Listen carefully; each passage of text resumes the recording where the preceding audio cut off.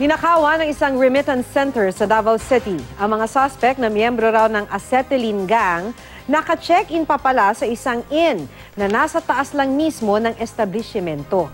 Makibalita tayo kay Rial Soroche ng GMA Davao. Linggo ng umaga nang mapansin ng mga empleyado ng isang remittance center sa City Hall Drive, Davao City na bukas na ang kanilang vault at wala na palang pera sa loob. Butas pa ang kanilang sementong kisame kung saan hinihinalang pumasok ang mga salarin. Aabot sa 300,000 piso ang natangay ng mga salarin. Nakakuha ang pulisya ng CCTV footage mula sa mga kalapit na mga establishmento kung saan nakita ang isa sa mga membro umano ng Acetylene Gang na dati na rin daw umatake sa lungsod. Hinala nila, isa ito sa mga nanloob sa naturang remittance center.